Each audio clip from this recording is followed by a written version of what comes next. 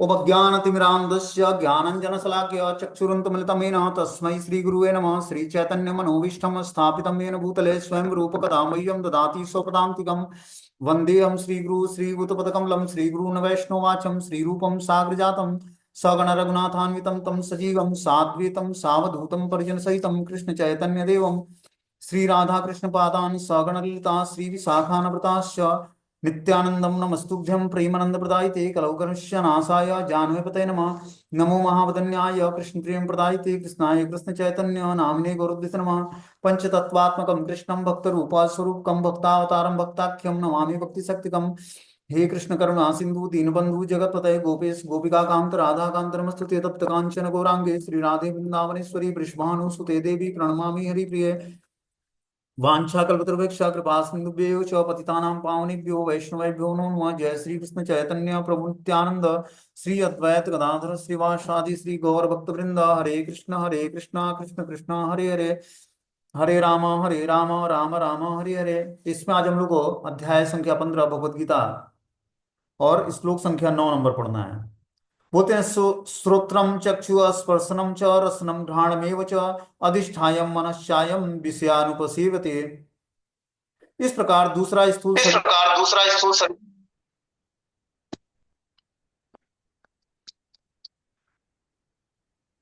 Mic off करके class में entry किया करो तो।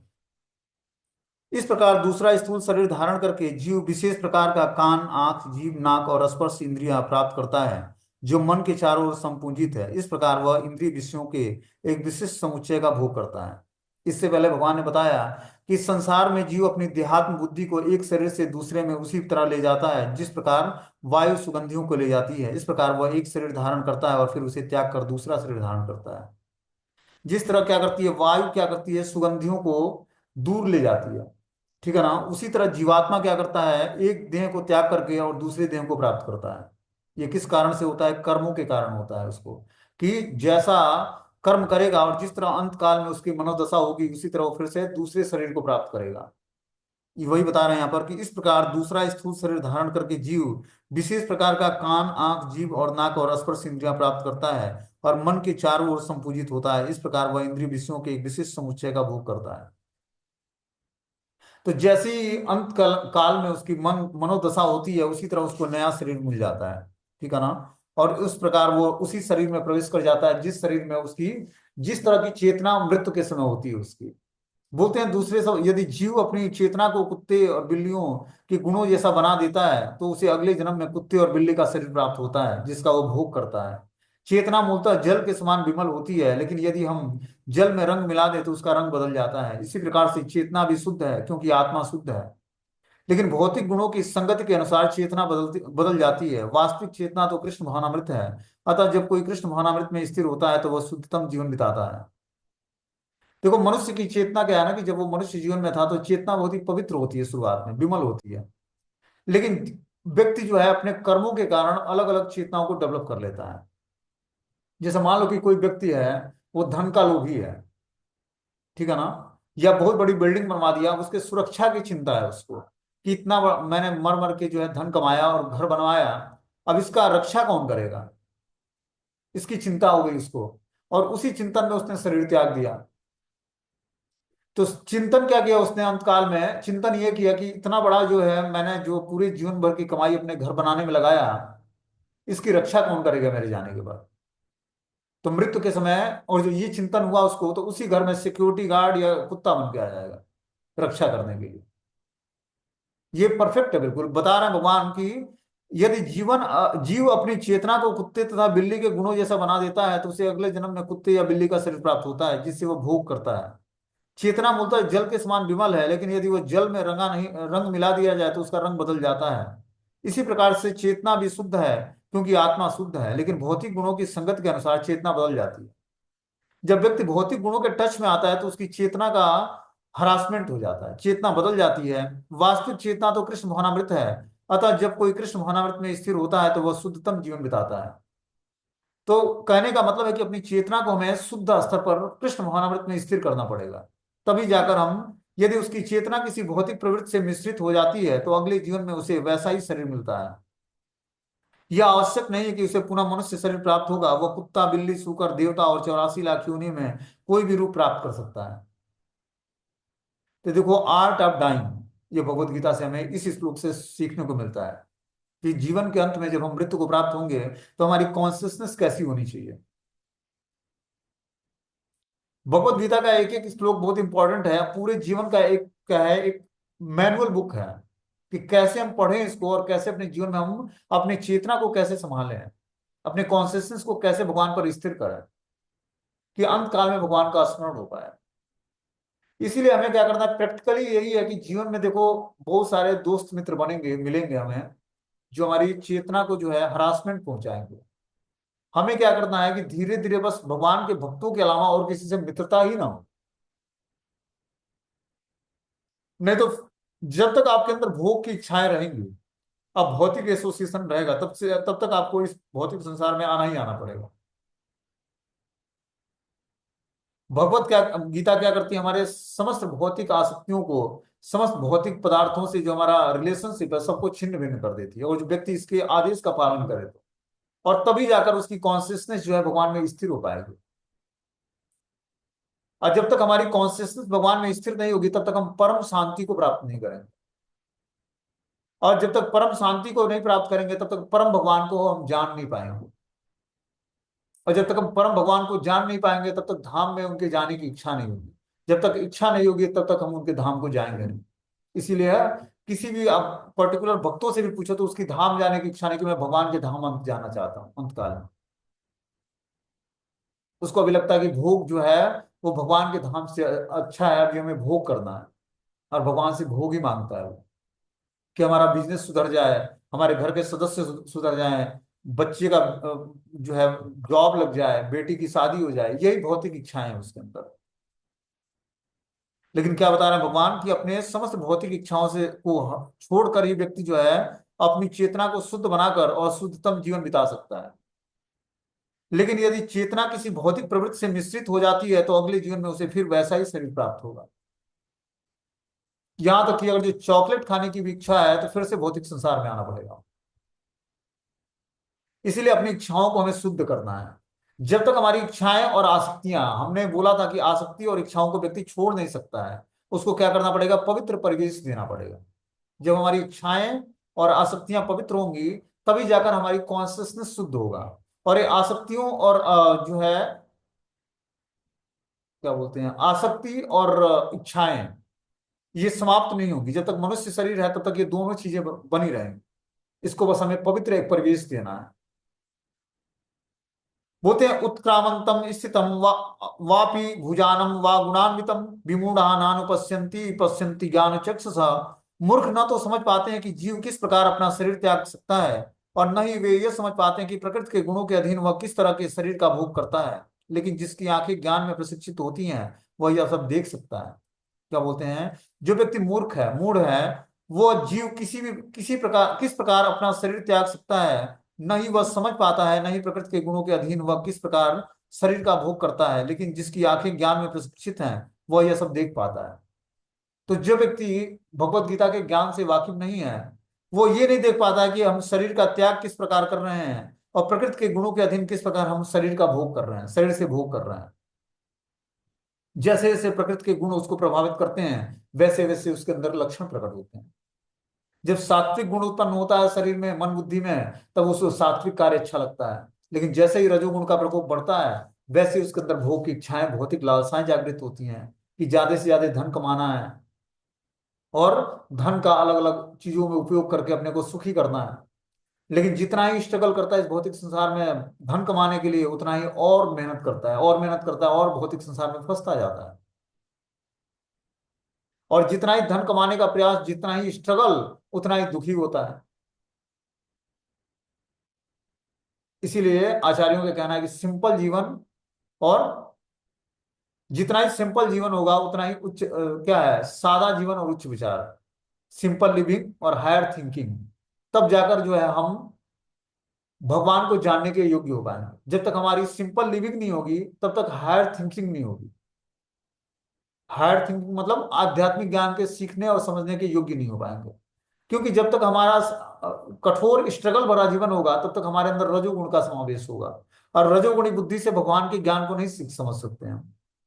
भगवान के ज्ञान को समझने के लिए हमें सात्विक बुद्धि चाहिए। तभी हम भगवान के तत्व को समझ पाएंगे, भगवान के ज्ञान को सीख पाएंगे, जान पाएंगे कि प्रैक्टिकली कैसे इसको हमें भगवत गीता और भागवतम के हिसाब से अपने जीवन को कैसे ऑपरेट करना है, कैसे चलाना है जी। तो इसके लिए हमें सात्विक बुद्धि का डेवलपमेंट करना पड़ेगा, और सात्विक बुद्धि तभी आएगी जब हम भगवान की भक्ति करेंगे। तभी भगवान हमें दिव्य बुद्धि प्रदान करेंगे, और दिव्य बुद्धि से ही हम भगवान की दिव्यता को समझ सकते हैं।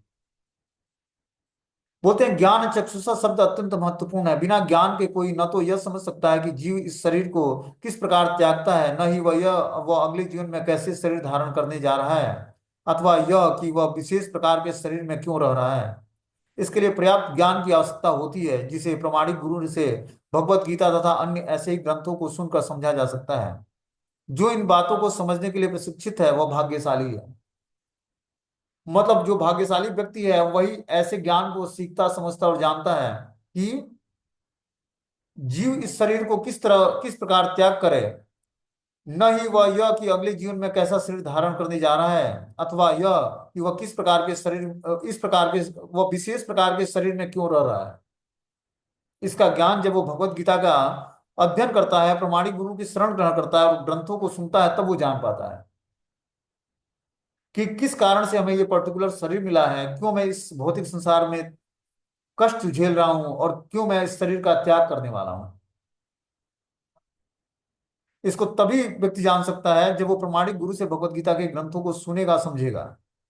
जो इन बातों को समझने के लिए प्रशिक्षित है वह भाग्यशाली है। प्रत्येक जीव किसी परिस्थिति में शरीर त्यागता है, जीवित रहता है, प्रकृति के अधीन होकर भोग करता है। फलस्वरूप वह इंद्रिय भोग के भ्रम में नाना प्रकार के सुख दुख सहता रहता है। ऐसे व्यक्ति जो काम तथा इच्छाओं के कारण निरंतर मूर्ख बनते रहते हैं, अपने शरीर परिवर्तन तथा विशेष शरीर में अपने वास को समझने की सारी शक्ति खो बैठते हैं, वे इसे नहीं समझ सकते हैं। किंतु जिन्हें आध्यात्मिक ज्ञान हो चुका है वे देखते हैं कि आत्मा शरीर से भिन्न है, और यह अपना शरीर बदलकर विभिन्न प्रकार से भोगता रहता है। ऐसे ज्ञान से युक्त व्यक्ति समझ सकता है कि इस संसार में बद्ध जीव किस प्रकार कष्ट भोग रहे हैं। अतएव जो लोग कृष्ण भावनामृत में अत्यधिक आगे बढ़े हुए हैं वे इस ज्ञान को सामान्य लोगों तक पहुंचाने में प्रयत्नशील रहते हैं, क्योंकि उनका बद्ध जीवन अत्यंत कष्टप्रद रहता है। उसे इसमें से निकलकर कृष्ण भावनामृत होकर आध्यात्मिक लोक में जाने के लिए अपने को मुक्त करना चाहिए। तो जब तक हम अपने समस्याओं को नहीं जानेंगे तब तक हम भगवान की भक्ति को अपनाएंगे नहीं। जब तक व्यक्ति जानेगा नहीं कि इस भौतिक संसार में हमें कष्ट मिल रहा है, जन्म मृत्यु जरा व्याधि का, तब तक वो भगवान की भक्ति को अपनाएगा नहीं, या भगवान के ज्ञान को सीखने के काबिल नहीं हो पाएगा। जब वो आध्यात्मिक ज्ञान को सीखता और समझता है तब वो जानता है कि भौतिक संसार कितना कष्टमय है। आप किसी भौतिकतावादी व्यक्ति से पूछो कि आपको भौतिक संसार में सब कुछ कंफर्टेबल है, तो उसको लगेगा कि अगर हमारे परिवार में कोई बीमार नहीं है, दुखी नहीं है, धन अच्छे तरीके से आ रहा है, तो सब कुछ प्रॉपर वेल मेंटेन है। लेकिन ऐसा है नहीं। वास्तविकता तो यह है कि धन और परिवार के जन सुखी हों, उससे भगवान की भक्ति का कुछ लेना देना नहीं है। ठीक है ना। भगवान की भक्ति एब्सोल्यूट प्लेटफॉर्म पर है, और उसकी सत्यता को वही व्यक्ति जान सकता है जो आध्यात्मिक एक्टिविटी करेगा। वही भगवान के अस्तित्व को जान पाएगा, और भगवान के नाम गुण लीलाओं का श्रवण में उसकी रुचि जागृत होगी, और तब उसको वास्तविक दिव्य आनंद की प्राप्ति होगी। अब जो भौतिक चीजों में टेस्ट ले रहा है, धन में, परिवार के जनों में, उसको भगवान की भक्ति का टेस्ट ही नहीं आया, तो उसको भगवान की भक्ति का टेस्ट समझ में कैसे आएगा। और वो इंटरेस्ट भी नहीं लेता भगवान की भक्ति को सीखने समझने और इन सब चीजों में, इसलिए उसको टेस्ट नहीं आता है। देखो, मनुष्य जीवन बहुत ही रेयर मिला है हमें। ठीक है ना। जब तक हम इसका सही उपयोग नहीं करेंगे, अपने को जानेंगे नहीं और भगवान को नहीं जानेंगे और अपना रिलेशनशिप भगवान से नहीं जानेंगे, तब तक हमारा जो है आध्यात्मिक प्रोग्रेस नहीं होगा, और हमें भौतिक चीजें ही अच्छी लगेंगी। इसीलिए क्या करना है, भक्ति करके और भगवान से अपना रिलेशनशिप स्थापित करना है, जिस रिलेशनशिप को हमने अनेक जन्मों के कारण, अनेक जन्म जन्मांतरों से भूले हुए रिलेशनशिप है हमारा भगवान से। और इसी कारण से भौतिक संसार में हम कष्ट पा रहे हैं। उस कष्टों से निदान का एक ही कारण है कि भगवान की शरण ग्रहण किया जाए। और भगवान की शरण ग्रहण करने का मेथड जो है, भगवत गीता और भागवतम ही हमें आदर्श चरित्र सिखाता है। कि कैसे हम अपने चरित्र को अच्छे तरीके से बनाकर और भगवान की सेवा में अपने को एंगेज कर सकते हैं। इसीलिए हमें शुरुआत में अपने चरित्र का निर्माण करना है तो आश्रय ग्रहण करना होगा ग्रंथों का। जैसे क्या होता है, माता होती है तो माता का जब बच्चा आश्रय ग्रहण करता है तो माता उसको क्या करती है, नहला धुला के तैयार करके और जो है पिता की गोद में दे देती है। उसी तरह शास्त्र हमारी जननी है। जब हम शास्त्रों की शरण ग्रहण करते हैं तो शास्त्र हमें ज्ञान प्रदान करके और हमें हमारे समस्त पाप कर्मों से छुटकारा दिलाने के लिए हमें शक्ति प्रदान करता है, ज्ञान प्रदान करता है। और इस कारण से हम जब भक्ति करके और शास्त्रों का ज्ञान अर्जन करते हैं तब अपने समस्त कर्मों से छूट पाते हैं और तब जाकर मुक्त जीवात्मा बन पाते हैं और तब जाकर हम भगवान की भक्ति में एंगेज हो पाते हैं। इसलिए शास्त्रों का अध्ययन और श्रवण करना बहुत ही आवश्यक है। जब तक हम भगवत गीता जैसे ग्रंथों का अध्ययन और पढ़ेंगे नहीं और सुनेंगे नहीं तब तक जो है हम अपने जीवन को सार्थक नहीं कर पाएंगे। बता रहा है कि अतएव जो लोग कृष्ण भवनामृत में अत्यधिक आगे बढ़े हुए हैं वे इस ज्ञान को सामान्य लोगों तक पहुंचाने में प्रयत्नशील रहते हैं, क्योंकि उनका बद्ध जीवन अत्यंत कष्टप्रद रहता है। इससे उसमें से निकलकर कृष्ण भवनामृत होकर आध्यात्मिक लोक में जाने के लिए अपने को मुक्त करना चाहिए। तो जिस जीवात्मा के हृदय में वास्तविक करुणा प्रकट होती है वो क्या करता है, प्रचार करता है भगवत गीता का। जब देखता है कि भौतिक संसार में मैं भी एक दिन कष्ट में था, मुझे भी किसी भक्त ने भगवान की भक्ति प्रदान की और भगवत गीता जैसा ज्ञान प्रदान किया और मेरा जीवन आज जो है सक्सेस है। तो जब इस तरह से वो दूसरे के बारे में सोचता है और दूसरे को आध्यात्मिक ज्ञान देने का प्रयास करता है तब उसका जीवन भी सक्सेस होता है और उस पर जो आश्रित जीवात्मा है उनका भी जीवन जो है सक्सेस होता है धीरे धीरे। तो हमें क्या करना है, पहले इस आध्यात्मिक ज्ञान को अपने को सीखना समझना है और जो भी हमसे मिलता है उसको ये आध्यात्मिक ज्ञान प्रदान करना है। यही हमारी सबकी रिस्पॉन्सिबिलिटी है। यही गुरु परंपरा के द्वारा हमें बहुमूल्य धन मिला है, बहुमूल्य बिजनेस मिला है कि जिस ज्ञान को हमने सीखा समझा, अपना जीवन सार्थक बनाया और हमें आज जो सुकून भरा जीवन मिला भगवान की भक्ति करके, वैसे ही सबको सुकून भरा जीवन देने के लिए हमें क्या करना पड़ेगा, प्रचार करना पड़ेगा भगवत गीता का।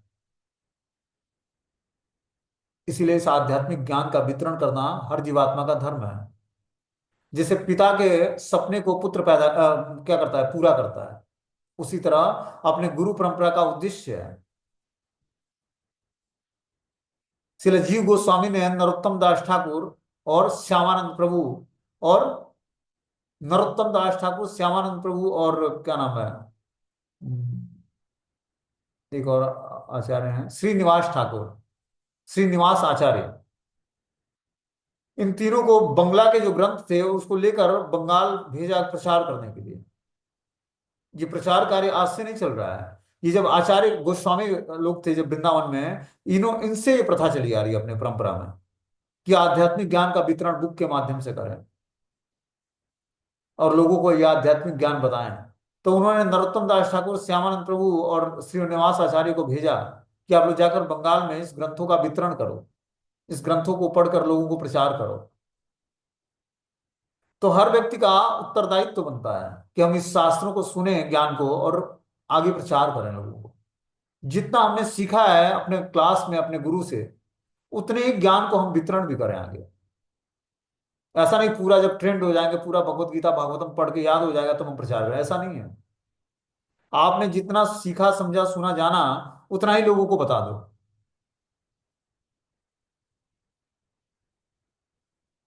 तब जाकर धीरे धीरे आध्यात्मिक ज्ञान जितना ही वितरण करते हैं, लक्ष्मी और सरस्वती, ज्ञान और लक्ष्मी धन, और जब जितना ही वितरण करेंगे उतना ही बढ़ के मिलेगा हमें।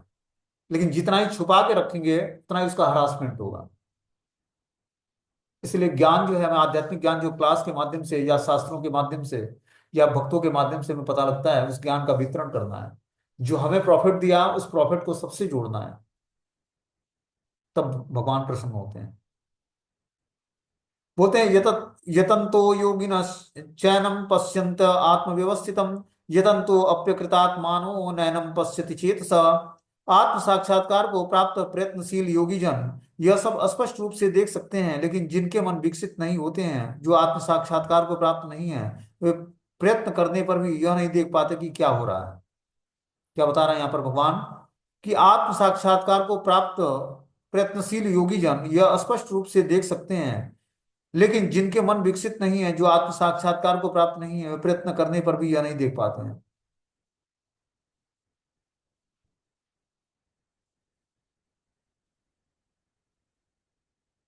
हमने पिछले श्लोक में बताया कि मूर्ख न तो समझ पाते हैं कि जीव किस प्रकार अपना शरीर त्याग कर सकता है, और वह यह नहीं समझ पाते कि प्रकृति के गुणों के अधीन वह किस प्रकार शरीर का भोग कर रहा है। लेकिन जिनकी आंखें ज्ञान में प्रशिक्षित हैं वह यह सब देख सकता है। आगे बता रहे हैं कि आत्म साक्षात्कार को प्राप्त प्रयत्नशील योगी जन यह सब स्पष्ट रूप से देख सकते हैं, लेकिन जिनके मन विकसित नहीं है, जो आत्म साक्षात्कार को प्राप्त नहीं है, वे प्रयत्न करने पर भी यह नहीं देख पाता कि क्या हो रहा है। तो भौतिक संसार में जब व्यक्ति आत्म साक्षात्कार कर लेता है, तब वो इस भौतिक संसार के हर जो एक्टिविटी हो रही है भौतिक संसार में चल रहा है, उसके हर एक एक्टिविटी से को जान जाता है कि ये भक्ति के अनुकूल है या प्रतिकूल है, या किस कारण से हो रहा है, उसके कारणों के पीछे कारण कौन है। तो जानता है कि समस्त कारणों के कारण भगवान है, और जिसके कारण ये सारी घटनाएं घटित हो रही हैं। कुछ भी कारण जो है इस भौतिक संसार में या आध्यात्मिक संसार में भगवान से समस्त स्वतंत्र कुछ भी नहीं होता है। लेकिन ये व्यक्ति वही जान पाएगा जो अध्यात्म के रास्ते पर जुड़ेगा। जैसे एज एग्जाम्पल, व्यक्ति के जीवन में जब कष्ट आता है तो कष्टों का कारण भगवान को बोलता है, लेकिन जब उसके जीवन में सुख का दिन आता है तो उसको लगता है कि मेरे कर्म है जी, इसलिए मुझे सुख मिल रहा है। और जब दुख मिलता है तो भगवान ने जाने क्यों हमें इतने कष्ट में डाल दिया। सुख मिला तब उसने नहीं बोला कि भगवान ने हमें कितना सुख प्रदान किया है, लेकिन जब कष्ट मिलता है तब उसको लगता है कि भगवान ने हमें इतना कष्ट क्यों दिया, जबकि आपके सुख और दुख से भगवान का कुछ लेना देना नहीं है। भगवान ने एक फॉर्मूला सेट कर रखा है, और उस फॉर्मूले के अनुसार व्यक्ति को कभी सुख और कभी दुख का अनुभव होता है, उसके कर्मों के हिसाब से। भगवान का तो एक ही कार्य है, अपने नित्य गोलोक धाम में बांसुरी बजाना, गोपियों के साथ रास नृत्य करना और गैये चराना। उसी से इस पूरे ब्रह्मांड को क्या करते हैं, कंट्रोल में करते हैं। उस बंसी की ध्वनि सुनकर सारे देवी देवता एक्टिव होकर, सूर्य चमकने लगता है, चंद्रमा शीतलता देने लगता है, वायु के देवता वायु बिखरते हैं। इस तरह से 33 करोड़ देवी देवता सब सेवा में लग जाते हैं भगवान की। गोप ग्वालिनियां आकर्षित होकर भगवान के पास भगवान को आनंद प्रदान करने चली जाती हैं। जो गैया हैं और जो ग्वाल बाल हैं वो भगवान के साथ कलेवा करने, गौचारण लीलाओं को संपन्न करने के लिए चले जाते हैं। इस तरह भगवान अपनी 3 बांसुरी से पूरे सृष्टि को कंट्रोल करते हैं। अब भगवान पर्टिकुलर एक एक जीवात्मा का ध्यान नहीं, हाँ जो भक्ति करता है उसके जीवन में भगवान इंटरफेयर करते हैं परमात्मा के रूप में। और जब भगवान की नित्य सेवा में वो अपने स्वरूप में स्थिर होकर और दिव्य सेवा करता है, तब जाकर भगवान कृष्ण उसको इंटरफेयर करते हैं उसके जीवन। उससे पहले परमात्मा के रूप में भगवान सबके हृदय में उसको आगे का दीप्यमान रास्ता दिखाते हैं, क्योंकि परमात्मा ही चैत्य गुरु हैं हर जीवात्मा के। वही हृदय में बैठ कर उसको ज्ञान प्रदान करते हैं कि किस तरह तुम भक्ति में आगे बढ़ोगे, और किस तरह तुम मुझे जान पाओगे, और किस तरह मेरे धाम को प्राप्त कर पाओगे। लेकिन जब व्यक्ति नाम गुण रूप लीलाओं का ध्यान करते करते जो है पवित्र होकर और प्रेमा भक्ति के मार्ग पर आगे बढ़ जाता है, तब वहां पर उसको भगवान कृष्ण से मुलाकात होती है, और स्वयं भगवान कृष्ण उसके जीवन में इंटरफेयर करते हैं, और बचे हुए छोटे मोटे पापों को नष्ट करके और फिर अपने धाम बुला लेते हैं। उससे पहले उसका स्वरूप यही पता लग जाता है कि मैं किस स्वरूप में भगवान की नित्य लीलाओं में सेवा करता हूँ। जैसे अब देखते हैं कि अपने आचार्यों ने अपना स्वरूप बताया है। भक्ति विनोद ठाकुर जी जो है कमल मंजरी हैं, रूप गोस्वामी रूप मंजरी हैं। तो ये सब जो है भगवान के जो है नित्य लीलाओं में कुछ ना कुछ सेवाओं में एंगेज है। नरोत्तम दास ठाकुर जो है भगवान के लिए दूध गर्म करते हैं, बस एक ही सेवा है उनका कि भगवान के लिए दूध गर्म करना है। अलग अलग आचार्यों ने अलग अलग सेवाएं लेकर, मतलब इस भौतिक संसार में जब वो आचार्य के रूप में आते हैं तो भगवान के नित्य धाम में भी होते हैं सेवाओं में, और यहाँ भी होते हैं, वहां भी होते हैं और यहाँ भी होते हैं। लेकिन बद्ध जीवात्मा जो है यही होता है और वो वहां नहीं होता है। वो यही बस भौतिक संसार में ही खुराफात मचाने में लगा होता है, कैसे व्यक्ति को प्रताड़ित करना है। तो हमें क्या करना है, धीरे धीरे भगवान की नित्य सेवा में अपने स्वरूप में स्थिर होने के लिए हमें भगवान की दिव्य स्तर पर सेवा करनी पड़ेगी, और प्रेमा भक्ति को प्राप्त करने के लिए हमें निरंतर स्ट्रगल करना पड़ेगा, संघर्ष करना पड़ेगा अपने जीवन में। यूं ही कोई व्यक्ति को ऑर्डिनरी तरीके से भक्ति प्राप्त नहीं होती है। भक्ति प्राप्त करने के लिए व्यक्ति को बहुत ही स्ट्रगल संघर्ष करना पड़ता है, तब जाकर प्रेमा भक्ति तक पहुंचेगा वो। पहले साधना भक्ति सिद्ध होगी, तब जाकर रागानुगा भक्ति पर आएगा और 5 रसों में भगवान के साथ आदान प्रदान कर पाएगा। जब 5 रसों में किसी एक रस की प्रगाढ़ता बढ़ेगी, तब जाकर वो जो है भगवान की प्रेमा भक्ति को प्राप्त करने के योग्य हो पाएगा। और भगवान की प्रेमा भक्ति को प्राप्त करके और तब जाकर भगवान के धाम जाने के योग्य हो पाएगा। तो बड़ा लंबा रास्ता है और बहुत ही सकरा रास्ता है। आगे जो है जिस तरह तलवार की धार पर चले व्यक्ति और तुरंत खतरा होता है उसको, उसी तरह ये रास्ता है भक्ति का। भगवान बोलते हैं कि हजारों की संख्या में भक्ति करने के लिए सिद्धि जो है आते हैं, उस हजारों में से कोई बिरला ही व्यक्ति जो है सिद्धि के लिए प्रयास करता है। हजारों की संख्या में आया, उसमें से कुछ भक्त जो है सिद्धि, उन हजारों में से जो हजारों सिद्धि प्राप्त करने वाले भक्त हैं, उसमें से कोई व्यक्ति, एक व्यक्ति वास्तव में सिद्धि प्राप्त करता है।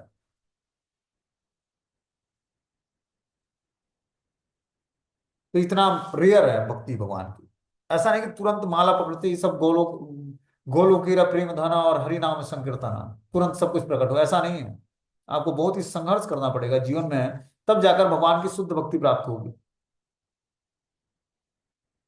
और तीव्रता से भगवान की जब हम भक्ति करेंगे तभी जाकर शुद्ध भक्ति को प्राप्त कर पाएंगे। करोड़ों जन्म जन्मांतर से चेतना दूषित है, और दूषित चेतना से हम सोचते हैं कि हम भक्त बन गए हैं। 16 माला ध्यान पूर्वक जब होता नहीं है और सोचते हैं एकदम सिद्ध भक्त हो गए। एक होता है शुद्ध भक्त, एक होता है सिद्ध भक्त। तो शुद्ध भक्त ही सिद्ध बनता है, लेकिन जो है जो कनिष्ठ भक्त है वो भी अपने को सिद्ध समझ लेता है। यही मूर्खता है। जब भक्ति करेंगे हमें, तो हमें ये लगेगा कि हम हमसे हमसे तो मैं तो किसी योग्य नहीं हूं। तुच्छता प्रकट होगी हृदय में। आज जब भक्ति ठीक नहीं होगी तो हृदय में अभिमान प्रकट होगा, मेरे जैसा तो कोई भक्त ही नहीं है।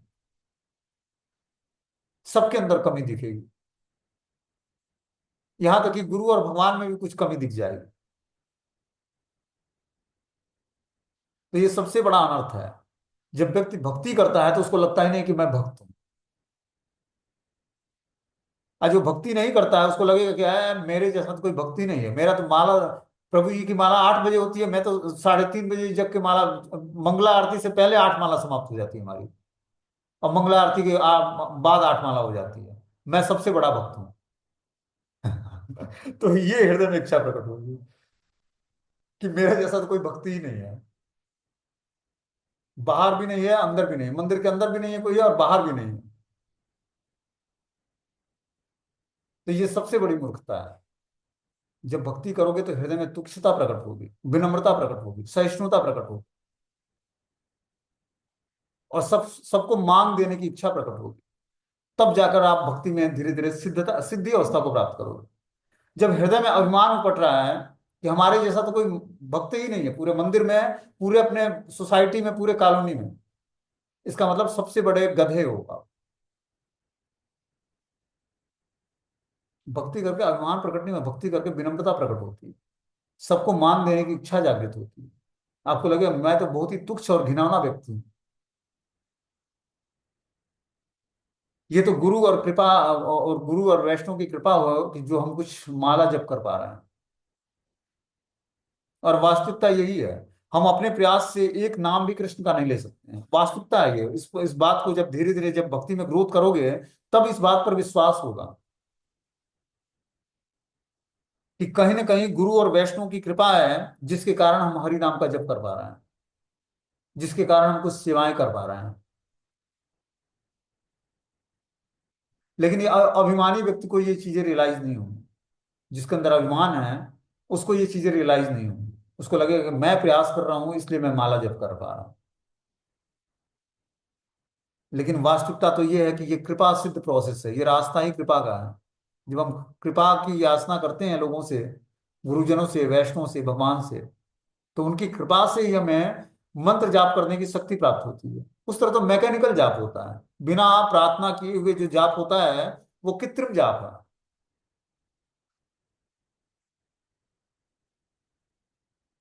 जपा एक स्ट्रगल है, संघर्ष है। इसमें हमें बीच में जब हमारा मन और बुद्धि भटके, तो हमें तुरंत गुरु और वैष्णव से, आचार्यों से, गोस्वामियों से प्रार्थना करनी चाहिए, भगवान से, चैतन्य और नित्यानंद प्रभु से। कि हमारे मन को स्थिर करके अपने श्री चरणों में लगाइए हे महाप्रभु। तो ये प्रोसेस ही प्रार्थना का है। जब तक हम प्रार्थना हृदय से नहीं करेंगे, तुच्छता व्यक्त नहीं करेंगे गुरु और वैष्णव के सामने, और अड़े रहेंगे। शुरुआत में आते हैं तो एक लाइन से सबको हरे कृष्णा दंडवत प्रणाम, धीरे धीरे सब कुछ भूल जाते हैं। अब मैं भी तो शुद्ध भक्त हो गया हूँ भगवान का, अब मुझे दंडवत प्रणाम करने की क्या जरूरत है किसी को। तो ये हृदय में प्रकट हो जाता है धीरे धीरे। मैं भी तो क्लास लेने लगा हूं, तो मुझे किसी को प्रणाम करने की क्या आवश्यकता है। और इस तरह से जब अभिमान प्रकट होता है तो व्यक्ति जो है निकृष्ट जीवन में चला जाता है, अध्यात्म के सबसे निचले स्तर पर चला जाता है। वो कनिष्ठ भक्त भी नहीं कहलाता है वो। और धीरे धीरे भक्ति का विनय, भक्ति जो है कृत्रिम बन जाती है, दिखावा बन जाता है। उसको लगेगा कि धोती कुर्ता हमारा चमकता हुआ होना चाहिए, हेड शेविंग होनी चाहिए, और जो है चमकता हुआ चेहरा होना चाहिए, और इसी को वो भक्ति मान लेता है, दिखावा। लेकिन आध्यात्म की अलग ही चमक है। आध्यात्म की चमक क्या है? तृणादपि सुनिचेना तरोरपि सहिष्णुना अमानि नामान देना कीर्तनीय सदा हरि। ये है आध्यात्म की चमक। इसको अध्यात्म बोलते हैं। कि जब हृदय में तुच्छता प्रकट हो, कि तो मैं तो किसी योग्य नहीं हूं, मैं तो घास से भी अपने को विनम्र समझने लगे, पेड़ वृक्ष से भी सहिष्णु समझने लगे। जो अभी मान नहीं देता, रिस्पेक्ट नहीं देता, उसको भी रिस्पेक्ट करने की इच्छा जागृत हो जाए। ये है भक्ति को धारण करने की योग्यता। ये हृदय में प्रकट हो रही है भक्ति करके, या भक्ति में करके अहंकार उत्पन्न हो रहा है। इसका मतलब आप भक्ति नहीं कर रहे हो, अभिमान का पोषण कर रहे हो भक्ति के नाम पर। और इससे जो है भक्ति में ग्रोथ नहीं होता है। भक्ति बहुत ही सूक्ष्म विज्ञान है। यूं ही व्यक्ति स्लिप कर जाएगा, उसको लगेगा मैं भक्त तो हूं, भक्ति तो कर रहा हूं। लेकिन इसी तरह 20 साल, 25 साल, 30 साल निकल जाता माला करते फेरते हुए, एक माला टूटी, दूसरा माला खरीद लिए, लेकिन जीवन में कुछ परिवर्तन नहीं, हृदय परिवर्तन नहीं हुआ। इस तरह से पूरा जीवन निकल जाता है व्यक्ति का। और इस तरह से अपनी चेतना को व्यक्ति संभाल नहीं पाता, जानता ही नहीं है कि हो क्या रहा है जी जीवन में। भौतिक इच्छाएं यूं की यूं बनी हुई हैं। भौतिक संसार में जो है इंद्रियां चलायमान है, आकर्षण उसी तरह बना हुआ है, भौतिक संसार के प्रति भोग की इच्छाएं हैं। तो बहुत ही सूक्ष्म विज्ञान, इसको समझना पड़ेगा, तब जाकर हम आध्यात्मिक जीवन में अपनी चेतना को संभाल पाएंगे। इसीलिए आश्रय आवश्यक है। जब तक हम शास्त्रों की, गुरु की, और जो है भगवान की आश्रय ग्रहण नहीं करेंगे, तब तक जो है हमारा जीवन सार्थक नहीं बनेगा।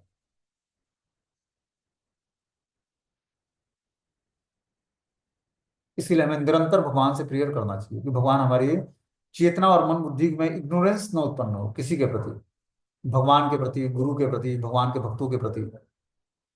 हमारी चेतना हमेशा शुद्ध बनी रहे, और शुद्ध सात्विक मोड में हम आपकी भक्ति में लगे रहें और प्रीतिपूर्वक भजन करें। इसके लिए एसोसिएशन हमारा बहुत ही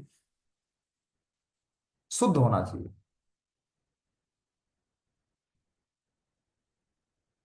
बोलते हैं अनेक योगी आत्म साक्षात्कार के पथ पर होते हैं, लेकिन जो आत्म साक्षात्कार को प्राप्त नहीं है वो यह नहीं देख पाते कि जीव के शरीर में कैसे कैसे परिवर्तन हो रहे हैं। इस प्रसंग में योगिना शब्द अत्यंत महत्वपूर्ण है। आजकल ऐसे अनेक तथाकथित योगी हैं जो योगियों के तथाकथित संगठन हैं, लेकिन आत्म साक्षात्कार के मामले में वे शून्य है। हम देखते हैं कि अनेक योग संस्थाएं हैं जहां पर योग के नाम पर भगवत गीता का ज्ञान भी दिया जाएगा आपको, लेकिन उसमें आत्म साक्षात्कार का कोई ज्ञान नहीं होता है। उसमें अष्टांग योग, या शरीर को स्वस्थ कैसे करना है, या योग में ध्यान कैसे लगाना है, ठीक है ना। अलग अलग संस्थाओं में अलग अलग योग के बारे में या भगवत गीता के ज्ञान के बारे में ट्रांसलेशन दिया जाता है, व्याख्याएं दी जाती हैं। जब तक हम भगवान के शुद्ध भक्तों से परंपरागत ज्ञान नहीं सीखेंगे, परंपरागत गुरु परंपरा में दीक्षा ग्रहण नहीं करेंगे, तब तक भक्ति करना बड़ा मुश्किल है। इस भगवत गीता के परपट को लिखने वाले अनेकों राइटर हैं, लेकिन जो यथारूप ज्ञान है, जो शुद्ध भक्तों के द्वारा ज्ञान प्रदान किया गया है आचार्यों के द्वारा, उस ज्ञान से व्यक्ति के हृदय में परिवर्तन आता है, और पूरा विश्व बदल गया उससे। किस ज्ञान से? भगवत गीता के ज्ञान से पूरा विश्व भगवान कृष्ण से जुड़ गया। आज। ठीक है ना। तो एक शुद्ध भक्त का के लिखे हुए बुक्स से पूरा विश्व बदल गया भगवत गीता से। ये है भक्ति की शक्ति। तो ऐसी भक्ति जब हम करेंगे दिव्य स्तर पर, तब हमारा प्रचार भी सक्सेस होगा। आचार ही प्रचार है, आचरण ही प्रचार है। प्रचार करने के लिए कोई अलग से कुछ अलग नहीं करना होता है। जिस हिसाब से आप आचरण करोगे उस हिसाब से प्रचार होगा। पवित्र आचरण तो पवित्र प्रचार। सबके जीवन में चेंज, आपके दर्शन मात्र से, संभाषण सुनने मात्र से हृदय परिवर्तन हो जाएगा।